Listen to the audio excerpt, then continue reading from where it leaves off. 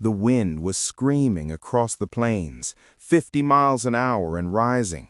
The grass, dry as tinder, snapped and hissed as the flames leapt higher. Men and women, barely specks on the endless prairie, swung wet burlap sacks at the fire's edge, their faces blackened with soot, their lungs full of smoke. Behind them, their homes, their fields, everything they owned. One spark could turn a year's labor into ash, and out here, in the mid-1800s, there were no fire engines, no sirens, no cavalry coming. Only the settlers themselves and the fire line they built by hand. This is the story of how frontier communities learned to fight one of nature's most unstoppable forces, prairie fire. When most people picture the American frontier, they imagine the wagon trails, the sod houses, the endless seas of grass waving under a big sky. But few imagine the other side of that beauty, fire. Prairie fires were as much a part of frontier life as drought, blizzards, or grasshoppers.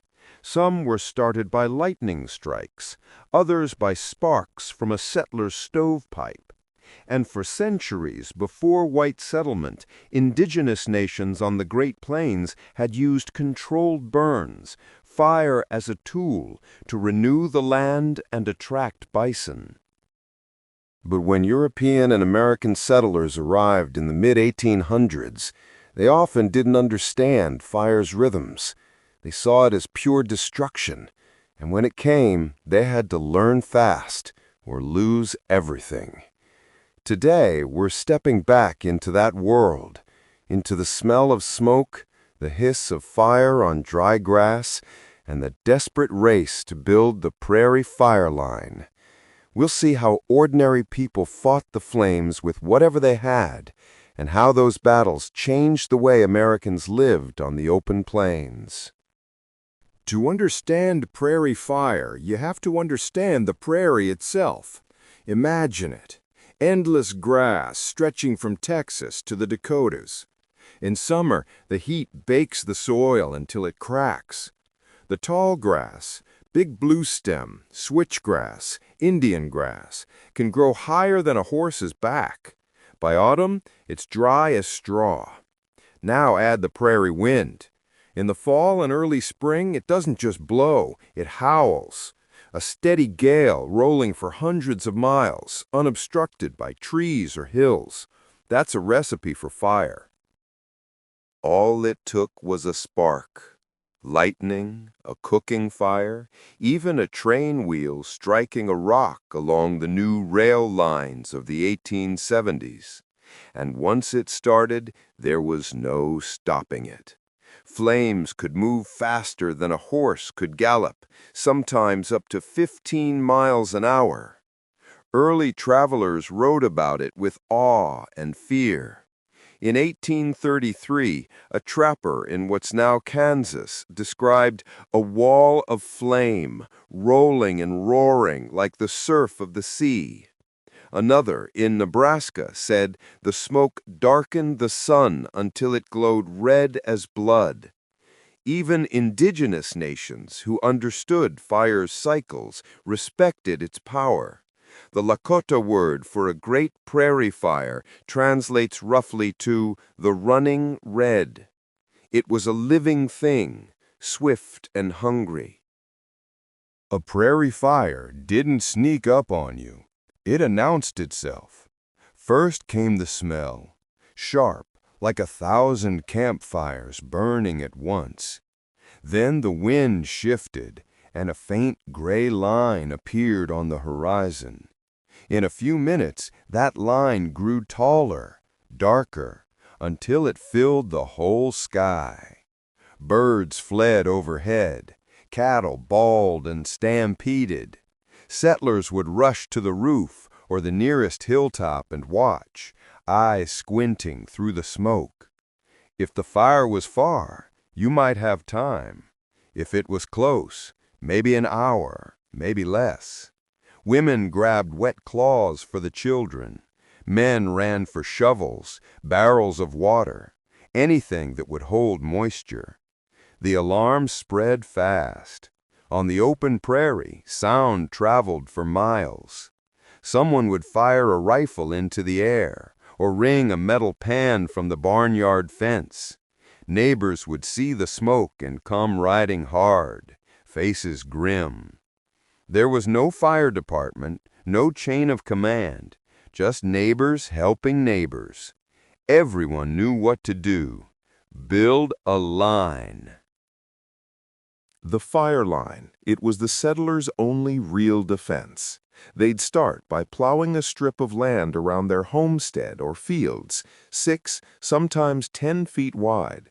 In a pinch, they'd use hoes or even butcher knives to scrape the grass away, exposing bare soil. But when the flames were already coming, there was no time for that.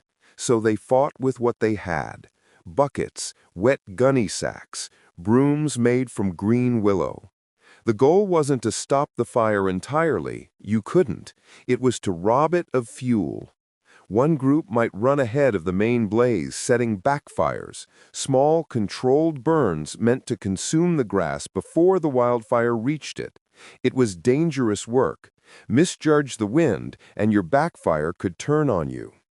Settlers learned to watch the sky for signs: a sudden shift in the wind, sparks riding the air like fireflies. The fire could jump the line in a heartbeat. Some wrapped themselves in wet blankets and lay in freshly plowed furrows as the flames passed over. Others drove their wagons into creeks or low ground and huddled inside with the oxen, praying. In one 1873 Kansas account, a farmer's wife wrote, "We beat at the flames until the hair on our arms was singed, my apron caught twice. When it was done, we fell in the dirt and wept, for the barn was gone, but the house still stood." Every victory was measured in what was left standing. If the frontier taught anything, it was cooperation. When fire came, no one fought alone. Neighbors would ride for miles to help, sometimes working through the night. Children carried buckets from wells or creeks. Older settlers took charge of backfires, knowing just how much grass to burn. Even towns, those early dusty dots on the plains, organized what they called bucket brigades. Everyone from blacksmith to schoolteacher lined up in 2 rows. Water passed hand to hand, bucket to bucket, until arms shook and blisters formed. Some communities even set watchmen during the dry months, men who climbed windmill towers at dusk to scan for distant smoke. And they shared what they learned. A Nebraska newspaper from 1881 offered this advice: plow early, burn fire guards in calm weather, and keep water barrels full. Out of necessity, a culture of preparedness grew, an early form of what we'd now call emergency response. There was courage, too, of the quiet kind. One story from Dakota Territory tells of a young woman, newly married, who saw the fire bearing down on her family's sod house.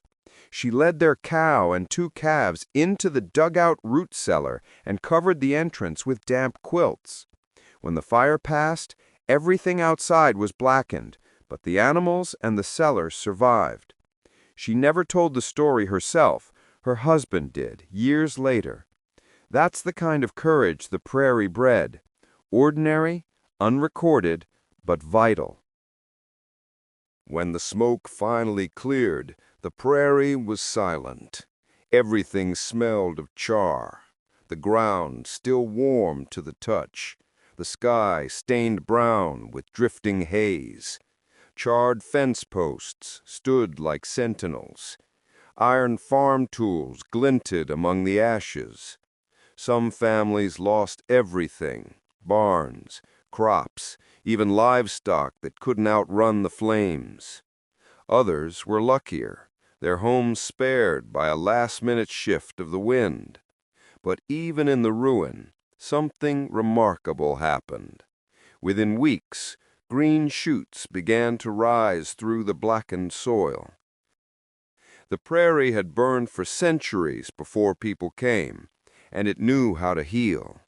Fire cleared away old growth, released nutrients, and made way for new grass. Bison and deer returned to graze. Some settlers began to notice this too.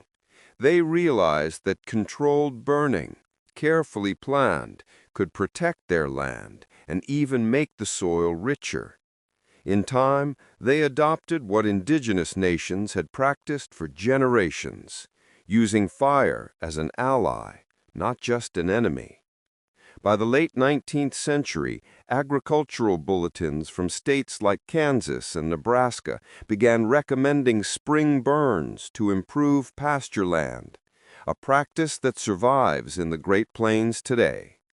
Out of the ashes came understanding. The prairie fire line wasn't just a firefighting technique. It was a symbol of frontier life itself. It taught cooperation, courage, and respect for nature's balance. Settlers learned, sometimes the hard way, that the land couldn't be tamed by will alone. It had its own rhythms, its own fierce beauty.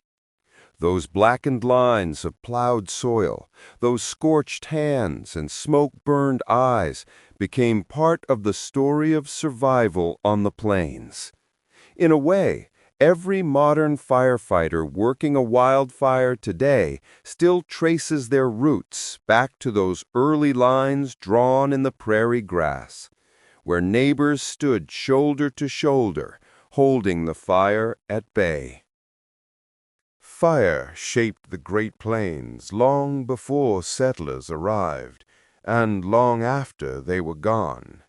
Today, if you drive through Kansas or Oklahoma in spring, you might still see the orange glow of a controlled burn rolling across the horizon.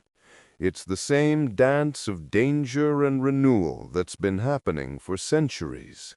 The frontier may have ended, but the lesson remains. On the prairie, survival wasn't about conquering nature. It was about learning to live with it.